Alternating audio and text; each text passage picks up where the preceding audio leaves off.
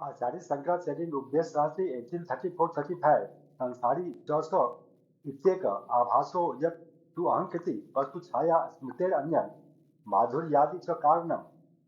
Some say that the individual soul is reflection in the ego. The reflection is the reality, as shadow of things are none to be reality. According to the Smriti, not only so, there is another reason also that a man in a shadow feels refreshingly cool. देख देशो विकारो वा तदा भाषा श्रेयपरे अहं करते संसारी स्वतंत्र इति केचन. Some say that the individual soul is a part of pure consciousness, others hold that it is a modification of the same, still others are of the opinion that it is reflected consciousness and the ego.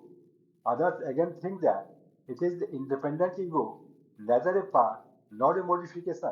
Verse 36-37 says, अहंकारादि संतानन संसारी न अन्वयी कथित इत्येवं सौगता आहुस तत्र न्यायो विचारिता. The Buddhists say that the individual soul is the serene, causally conditioned, momentary phenomena consisting in the ego sense etc., and that there is no separate permanent element accompanying them. These ideas should be examined logically.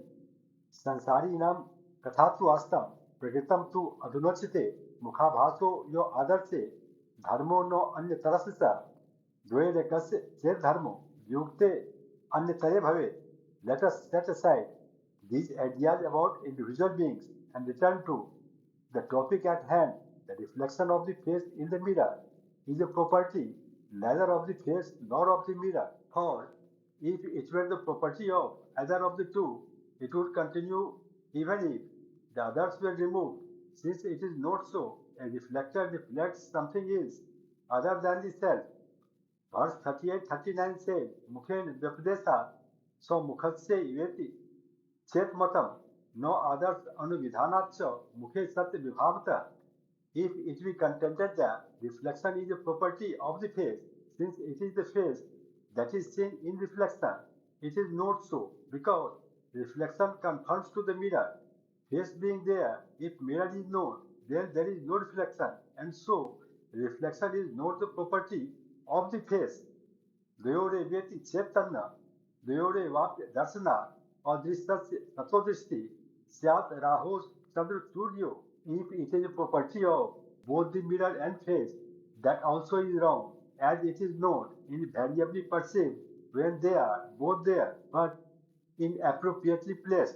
Then it may be said that seeing the reflection is seeing a second independent real entity, which in itself invisible becomes visible in some other entity, as Rahu becomes visible in the sun and the moon. Verse 40 says, Raho prage vastutvam siddham shastra pravanata chaya pakshe tu vastutvam tasya syat puru yuktita. The reality of Rahu is established in advance by the Vedas, and if Rahu is taken to be a shadow, then it must be an unreality according to our previous reasoning, whereas the reality of the reflection cannot be independently established, so that Rahu is not a relevant example to explain it.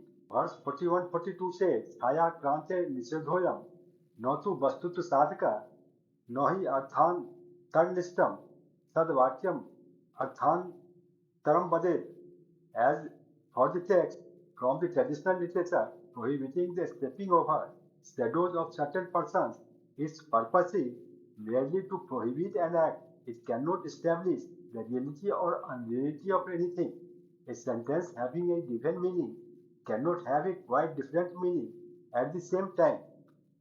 माधुर्यादि च यत् कार्यम उष्ण द्रव्यादि सेवना छायाया न तु दृष्टत्वात् पामेव च दर्शनात्. That one feels cool while sitting in a shadow is not the effect of shadow on one. It is due to one's refraining from using warm things. Coolness belongs to water, not to a shadow.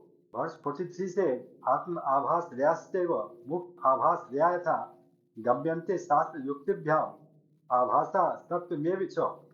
The self, its reflection, and the intellect are comparable to the face, its reflection, and the mirror. From the scripture and reasoning, it is understood that the reflection is not real. तथा उपनिषद 229 says, अग्नि यथेको भुवनम प्रविष्टो रूपम रूपम प्रतिरूपो बहुव. एकस्तथा सर्वभूतान्तरात्मा रूपम रूपम प्रतिरूपो बहिश्च, just as fire, after it has entered the world, though one assumes different forms according to the shape it enters, so does the eternal self of all living beings. Though one takes a form according to the each shape it enters, and also beyond them.